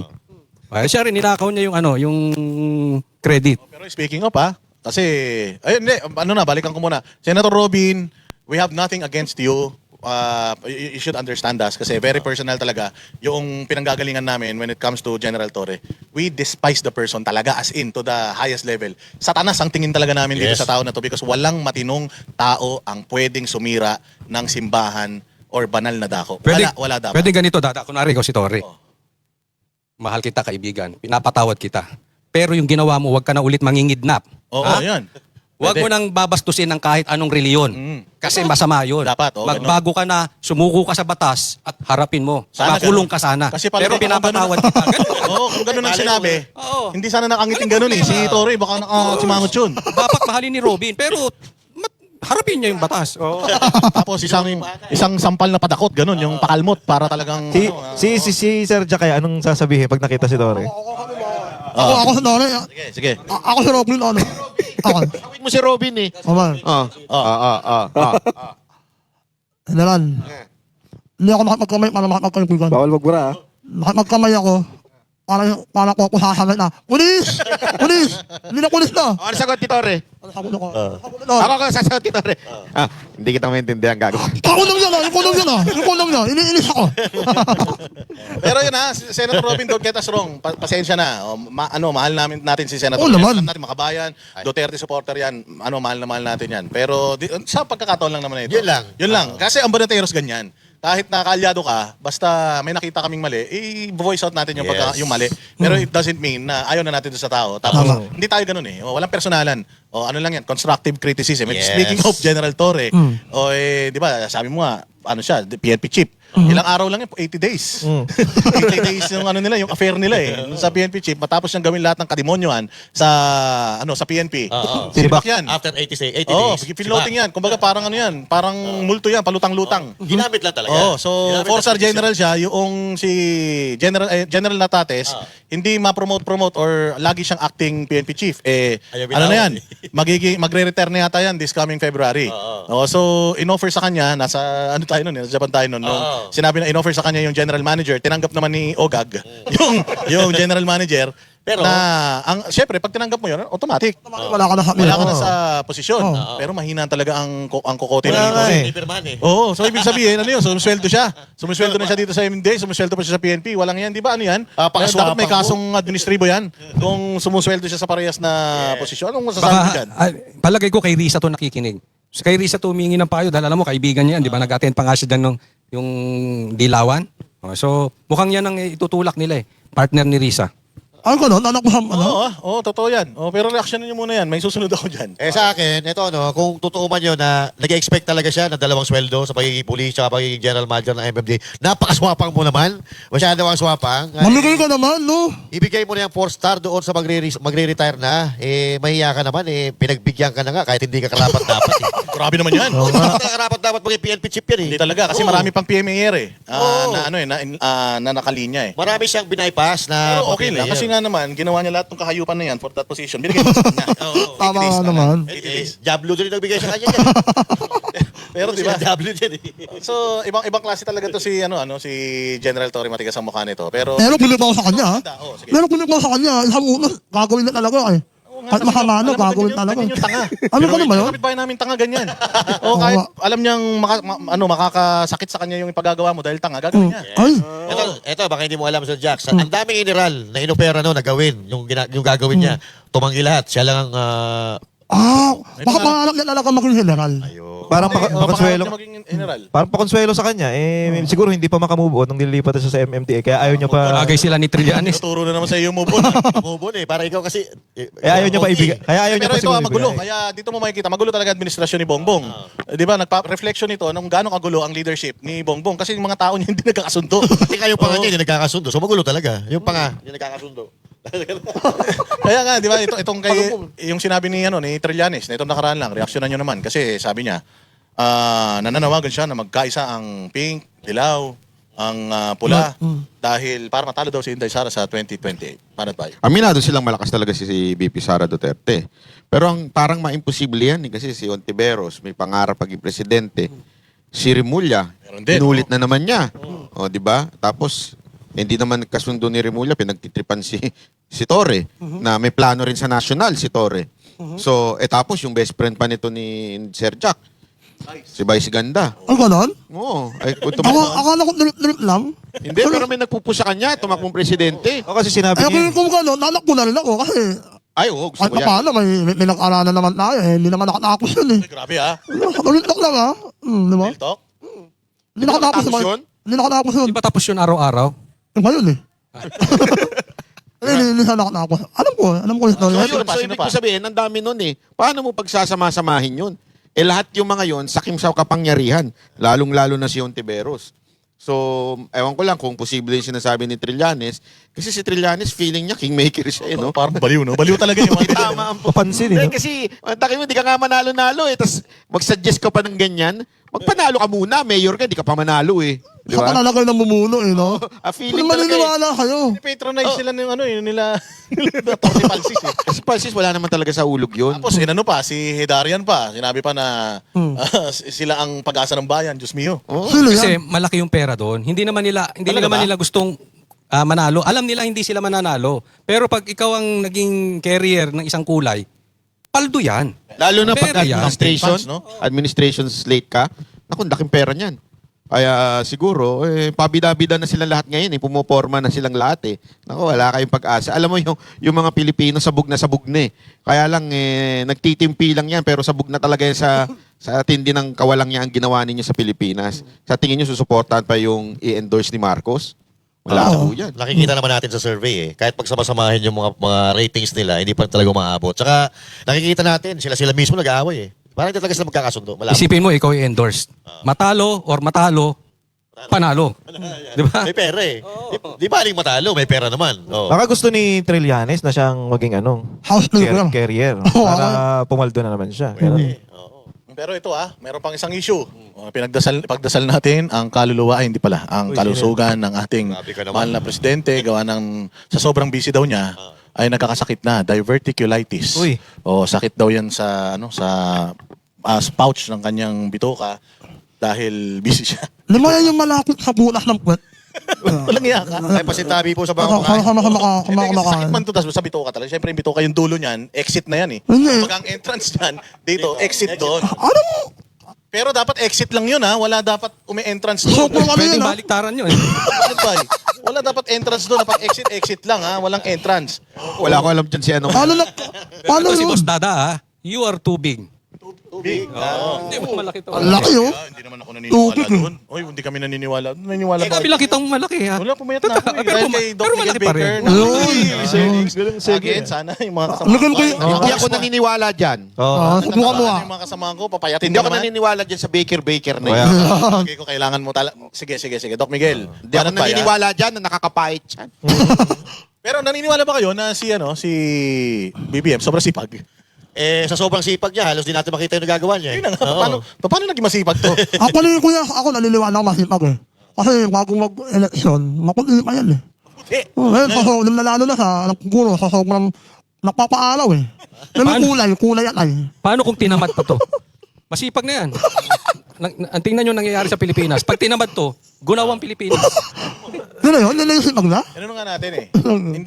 Hindi lahat ng pumapasok sa eskwelahan araw-araw. Matalino. Malino. Masipag tsaka matalino. Oo. Pero pumapasok sa eskwelahan, katulad ni Coach Oli, naliligaw lang. Ayun. Iba yan eh. Dati. Wag, hindi ganon. Exclusive ako hanggang college eh. So wala akong maliligawan doon. Kalahit nga pala to. Wala nga palang ano doon. Pero hanggang ngayon ba? Parang ngayon meron na yun. Meron na konti. Pati San Beda noon time ko, ano pa rin. Pero hindi naman daw life-threatening yung sakit eh. Huwag kayong masyado excited. Wala naman excited. Wala naman yung gusto mawala sa. Hindi, tsaka wala namang may paki kung... Wala naman paki. Nandyan siya wala rin naman eh. Nagpapaawa yan, banat ba? Tingin mo? Ayoko talaga siyang matigok. Gusto kong harapin niya, pagdusahan niya lahat ng kasalanan niya. Tama. Ayun talaga. Ayoko pa kasi pagka natigok siya, magpipiesta na sila ni Satanas dun. So, mas gusto ko pa munang medyo maparusahan siya dito sa mundo na to para panagutan niya lahat ng kalokohan niya. Again, I'm not saying na totally corrupt siya o siya yung mismong nagnakaw, pero yung pabayaan mo na nakawin ang pera namin, na supposedly you are the head of the executive, you execute laws na para proteksyonan ang mga Pilipino, ay hindi mo ginawa. Yun ang problema dun eh. Hindi mo pinoteksyonan ang mga Pilipino mula sa mga kawatan. At dahil doon, nagkautang-utang tayo. Sobrang laki na ng utang natin, kahit yung mga anak-anak natin, buti na lang wala akong anak, pero may utang na ngayon. Hindi pa sinisilang, may utang na. Imagine niyo yun. Dahil sa'yo, kapabayaan mo, hinayaan mo magdakaw mga kamag-anak mo at saka yung mga kaibigan mo. Kawawa naman ng Pilipinas. Oo. Wala lang- Panagutan mo yan? Wala namang pinakitang di ba? Parang medical certificate. Wala. Sinabi lang, ganito, ganyan. Kaya may nakakapataka Kahit sino naman, wala namang magsasabi na may life-threatening disease siya eh. Kasi yung kapangyarihan, hawak niya eh. Naalala niyo pa ba yung kay DOJ Secretary Den Remulla? Oo, hindi na nilabas nagpapagamot na pala siya, may cancer na, pero hindi pa natin alam. Then, paglabas, mukhang espiritu na. tapos inamin niya, nagka-cancer siya. Nung naka-recover, Paglabas, konti. mukhang masamang espiritu na kagad. Akala ko. Magaling sila magsikreto eh. Mukhang atay din, pero half cook eh. Sinekreto nila yung sakit dati. Kasi di ba ang taba eh. Taba-taba pa. Tapos biglang nawala na matagal. Paglabas mo kung masamang espiritu no. Tinitingnan ko kung nakakakbang. Hindi gumagalaw nang hindi gumagabang. Walang yan. Pero matindi talaga, masamang damo eh. No? Pero ito dapat BP Sara, kung nasa dahig ka man, umuwi ka muna. Para sigurado lang tayo. Di ba? Napaka-importante na nandito muna si BP Sara ngayong buwan na to. Yan yung sinasabi ni Manong Chabit na February. Oo, kasi alam mo na, medyo maraming maraming ganap. Malay mo, ayaw natin may masamang mangyari kay Presidente. Pero syempre, at least, kung meron man, kailangan agad. Mahirap. Baka mapasukan tayo eh. Tama, no? Halimbawa, Baka sumama si Torre. Hindi naman wag naman sana. Pero halimbawa, biglang huminto paghinga nito. Tinamad na. So sobrang sipag, tinamad na huminga. Biglang ayaw na. Gano'n, natulog. Ayoko na. Tanatamad na ako. Dapat andyan siya. Si BP nandun. Tapos syempre, uwi yun. Oo. Biglang harangan. Bumagsak yung nung aeroplano, no? Baka maraming mangyayari. Baka harangan pa. Kidnapin. O kaya maninoy. Yung nasa aeroplano, biglang, kasi kita mo naman, panayang nila sa airport, may kapangyarihan sila sa airport. Yes. Si Pangulong Duterte na pasok na sa airport, bawal na bawal yun. Yung police, pumasok sa bawal yun. Pero, kita mo naman, nagawa nila. Kaya huwag kang magpakalayo-layo, BP Sara. Medyo busy tayo. Naniniwala ba kayo na yan? Kasi tinan nyo, marami ng mga bali-balita before na na-hospital yan, di ba? May mga chopper, bumaba, code blue before. Hindi nila sinasabi bakit ngayon biglang inilabas nila na matigas lang. Kumain lang ako maraming saging, matigas lang, hindi ko maiire. O parang ganun lang, pero nilabas nila, no? Napapaawa ba to? Anong saging kaya kinain ito? Ayun nga, hindi ko alam kung saba, lakatan, labutan. Baka imported. Imported na saging. Galing yung mga saging sa Brazil, ang lalaki. Parang paa ng yun, ng sanggol. It's too big. Hindi, dapat nga, hospital na siya, di ba sabi nila? Nagpa-hair follicle na siya, sinabay na eh. Oo nga, no? Nandun na rin sa Nandun ka na hospital eh. Ay, si Harold pala Duterte. Nagpa-hair follicle. Sa Duterte yan. Kayo, kailan kayo? Ayun na Magpapapractice. Isa yan sa mga panawagan. Pero kung yan nakakuha, kung naman ilan po sa ni Colonel Castro, parang AI, no? Yung ilan po sa kanya ni... ayun. Humingiwi eh. Ay, oo, hindi na may AI, no? Nakatapos lang kumain. Humingiwi, wala siyang control. Yung utak niya, walang control sa panga niya. Paano niya makokontrol Pilipinas, no? Kung yung nga niya, hindi niya makakontrol, no? Yun ang hindi natin alam. Hindi, natawa nga ako sa video ni Boss Bay eh. At sama daw ng ugali ni Claire eh. Kumakain pa eh, in-interview ka agad. Bumuya ka. Oo nga naman. Bastos eh. Pero grabe yung nila nun, ha? Talagang, sabi niya, Sir, ang sipag-sipag mo. Kaya ka nagkakasakit. Anong sabi ng doktor sa'yo? Alam mo yung usapang lasing? Parang mga ugat. Nag-uusapang lasing, tapos parang niloloko nila yung kasamahan nila. Uy, galing mo, pogi mo. Parang usapang lasing, tapos siya bumili ng alak. Kaya parang bulan-bulan niya. No? Ibang klase talaga to si Auntie Claire. Ayan, kaya alam nyo, ito lagi lang yung babantayan yan si Marcos. Wag yung lulubayan kasi baka mamaya may mangyari diyan hindi niya na mapanagutan yung kanyang mga kasalanan sa bayan. Ako ayoko talaga na may mangyari sa kanya masama at sana talaga umabot sa korte siya. Yun lang. Tama. Parang kalagunan niya, no? Ang dami niyang kalakuan eh. Sayang naman. At ayoko rin takas siya yung ginawa sa tatay niya. Ay, wag. Hindi na uso yun. Hindi kasi once and for all dapat may mangyari sa kanila na pananagutan. Pangalawa na to sa pamilya nila Tama. Di ba? Nanagot ba yung pamilya nila noon kahit sobrang dami ng napatunayang pagnanakaw? Nalo pa nga to eh. Ayun na nga eh. Tapos eto na naman, gusto na naman natin mag-disappear lang dahil ayaw na natin. Dapat panagutan na nila to. Tama. Sobra na ito. Kayo, yun lang. Ayun yung sinasabi nila, kapag tumagal pa to ng another 2 or 3 years sa posisyon, baka mas malaking damage pa sa Pilipinas ang gawin nito. So, hanggang apo sa tuhod natin. Hindi mo na masisi, Coach Oli, mga banateros, yung taong bayan na bakit nagdadasal na sila ng ganun. Kasi yung sabi ko, yung kapitbahay ko nagpalit yun eh. Akala niya, the end na eh. Pero turned out, nagpalit yun eh. Hindi natuloy. So bakit ang tao nananalangin na mangyari to sa kanila. O masama sa totoo lang, masama naman ang maghangad ng hindi maganda sa kapwa. Pero bakit ang majority ng mga Pilipino ganun? Ano sa tingin nyo? O kasi Justice system. may kakilala din ako na ganyan. Yung, sabi niya, binoto ko nga yan eh. Nagsisisi ako, pero gusto ko na siyang mawala talaga. Ano lang mamatay, no? Patay talaga, hindi lang mawala sa posisyon. Di ba? Frustrated na Grabe. actually, no? Yung taong bayan dahil parang hindi sila nakakakuha ng hindi na sila nakakakuha ng hustisya sa dito sa atin, sa Pilipinas, gawa ng mga huwes, korte, di ba? Parang hopeless. Ang dami ng mga rallies nitong nakaraan. Nananawagan ka sa sundalo, nananawagan ka sa mga polis, wala namang ginagawa. So, Yung sa korte kapatid, naman, nagsa- nakikita mo naman yung korte, parang Yung revelation wala ng kapatid, yung palang, ano na yun, Oo, malabigat na rason na yun eh. Sa binigyan siya ng chance dahil iimbestigahan eh. So nanood yung tao. Anong gagawin nitong mama na to? Anong gagawin nitong presidente? Nagtayo siya ng ICI. Walang nangyari. Yung sa kamera, inimbestigahan, hininto agad. Itong Blue Ribbon, binaboy. So doon pala kaya frustrated na yung mga tao. Kasi nga, nagnakaw ka na, tapos mastermind ka, di umano, nag-imbestiga, wala din. So ibig sabihin, hindi siya talaga seryoso, managot, yung dapat managot. Kaya yung iba, hindi man natin kinukonsinti, pero gusto, yun ang gusto eh. Alam mo, napaisip nga ako eh, yung sinasabi nila na yung war on drugs, mas madugo daw. Pero kung iisipin mo, mas madugo tong korupsyon na to. Kasi unti-unting pinapatay yung taong bayan eh. Kasi yung pagbaha na lang. Di ba? Grabe na yung mga namatay doon. Mas malala to sa yung gilagid. Yung ano? Oo nga, no? O, mas Tsaka madugo. yung war on drugs ni PRRD, marami mang namatay, for discussion purposes, marami mang namatay, yan ang nagluklok kay PRRD. Yung war on drugs. Meron ba magluluklok kay BBM dahil sa ghost projects? Malayo, wala eh. Imposible, yan nga ikakalubog. At halimbawa, madagdagan ang buhay ni PRRD at uulitin niya yung war on drugs na yan, lalo pa siyang susuportahan. Ibig sabihin, tama yung ginagawa ni PRRD. Yung reklamo dyan sa war on drugs, kundi itong mga makakaliwa, itong mga peking human rights advocate, sila lang naman eh. Yung mga ayaw nito, pero majority talaga ng mga Pilipino, ako sa tuwing nagsumasakay ako ng Uber, taxi, here, and kung saan man ako nandito sa Pilipinas, lagi kong binibate yan eh. Yung masasabi mo, kuya, na sa war on drugs ni Pangulong Duterte, lahat sila pabor eh. Pabor. Lahat sila eh. Talagang ang nag-benefit talaga doon yung masa eh. Yes. Kasi ang dami talagang lulong nung panahon. Tandaan niyo, napuno yung mga kulungan ng mga surrenderies eh. Pati Di ba? rehabilitation. Oo, so ang daming nag-surrender eh. Nakafocus lang sila doon sa mga namatay. Pero sa pagganap sa tungkulin nito, ang mahirap nito, yung mga namatay ngayon, Oo. sa pagnanakaw eh. Correct. Hindi ba? Yung mga Yung damage na pinag-uusapan natin kanina, yung 2 years pa na itatagal ni BBM dito sa Pilipinas, mas malala pa yan. Kasi eto, sa tingin ko, ang gagawin nila dito is sasanggain na lang nila yung mga kritisismo, yung mga binabato sa kanila. Kasi ngayon, sobrang dami na talaga ng kasalanan na gawa nila sa Pilipinas.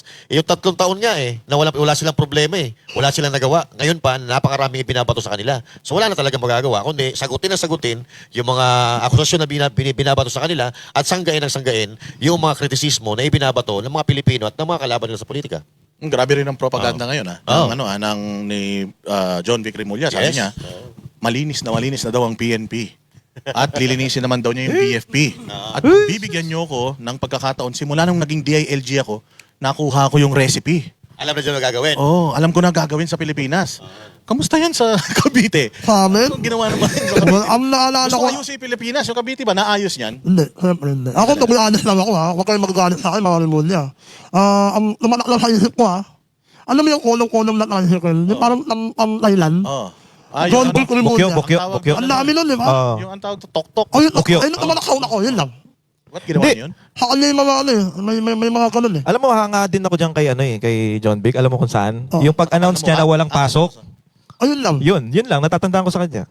Mag-announce na walang pasok, maaga siya mag-announce Yun lang. Maaga magising. Actually, pag naka-announce yan, kaya walang pasok. Naman, maaga pa lang, naka-announce na siya. Umaaraw. Di ba? Legit? Oo. Alam mo kung bakit mapagmahal yan sa mga estudyante. Teka. Parang may alam ka. Sino mga estudyanteng... Hindi yan. Basketball player? Kala ko may scholar siya. May mga scholar yan. Ay, may nararamdaman yan si Ako? May kumpantay pa lang nararamdaman ko yung kapakla. Kapitik pala. Pero sa may lason, kumpirmado ko. Kumado, no? 77%. Kaya yung lima ang mga babae nagpapabono sa mukha. May lason. Ayoko na, nakakasuhan ako. Pero nararamdaman kong bakla ka. Yun lang yun. Alam na Alam bakla. mo, pero hindi. Krimen ba maging bakla? Hindi ko alam. Oh, hindi naman pala eh. Bakit ka Hindi kakasuhan? yung kutok sa kwet. Papasagip yan. Walang iya kayo. Final message sa mga barateros. Ako na. Ikaw muna. Sana matapos na lahat ng mga kagaguhan ng mga gobyerno na to. Nung sila akong mamaster ko kaya na 2 years tayo, hahalag na lang sila ng hahalag. Habang sumahalag sila, nauubuhan tayo ng pera, nagpapayag tayo ng malaki utang ng Pilipinas. Kaya dapat na yung buwan alaw, tapusin na yan eh. Supportahan natin si Governor Cabot Simpson at ang kanyang mga kasama. Maganda yung ginagawa nila para sa bayan yun eh. Sana matapos na kasi ayokong lumalaki yung mga anak natin lahat, di ba? So, ayokong malalasan nila yung gulo, kahirapan. Ayokong magkaya tayo sa ibang bansa. Yun lang, maraming salamat palagi, Banateros. Pastor Kubuloy, makikita pa tayo. Sinusun mo, Pastor, maraming salamat po. Sa akin, wala naman akong ipasasabihin kundi doon sa mga nawawalan ng pag-asa kasi may mga tao na ayaw na manood ng balita kasi wala din doon nangyayari. So huwag kayong mawawalan ng pag-asa dahil habang may buhay, May argota. may argota. may Habang may pag-asa. buhay, may pagmamahal. Yun. Sige, Ano RJ. lang, tayo lang sa mga Pilipino, bantay-bantay lang tayo sa nangyayari sa gobyerno. At syempre, huwag kayong manood dun sa mga nag-aaway-away ng mga vloggers. Huwag nyo pansinin yun. Saan lang tayo? Focus lang. Focus lang. Coach Oli. Mga DDS, huwag tayong mag-aaway-aaway, ha? Move on na. Sa'yo mo, move on na. Pag move on na. Oo, wala nang sumbatan, no? Move on. Kasi Coach Oli, ano ba talaga? Bakit ba may hugot ka talaga? Oo. Banat Bay. O, ayun na nga. So, maraming salamat po sa inyo. Ako po si Banat Bay. Dito nagtatapos ang episode ng Banateros at Vox Populi ngayong araw ng Sabado. Ang programang Daluyan ng Tunay na Boses ng Bayan. Abangan ang susunod na episode sa susunod na Sabado, alas 6 hanggang alas 8 ng gabi. Dito lang sa SMNI. Vox Populi, ang boses ng bayan.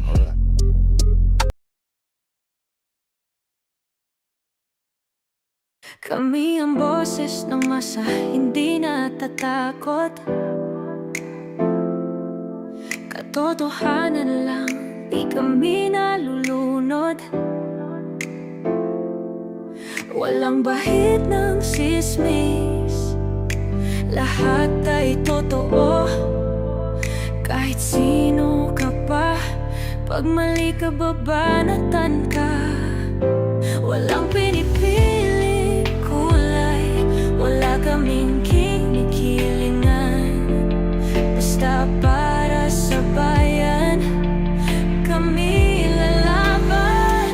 Pagdama palakpakan, pag mali banatan. Di matitinag, di matatakot, para sa bayan tuloy ang sigaw. Sa harap ng kamera, walang halong takot. Mga baluktot, lahat kayo'y tutumba. Ang hustisya at totoo, yun lang ang mahalaga. Kahit sinong harang, di kami matitinag. Walang pinipiling kulay, wala kaming kinikilingan. Basta para sa bayan, kami lalaban. Pag tama palakpakan, pag mali banatan. Di matitinag, di matatakot, para sa bayan tuloy ang sigaw. Kung nasa tama ka, ikaw ay aming kasama. Pero pag mali ka, handa ka na bang mabasag? Banateros kami, walang inuunan. Dahil bayan muna, bago ang sarili.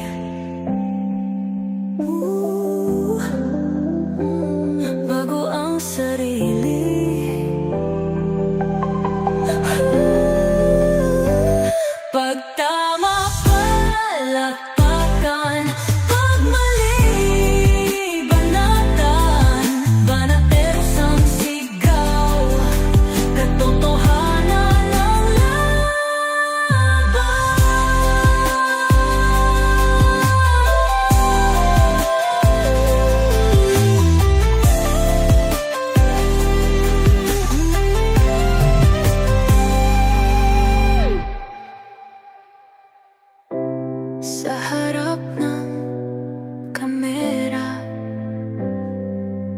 walang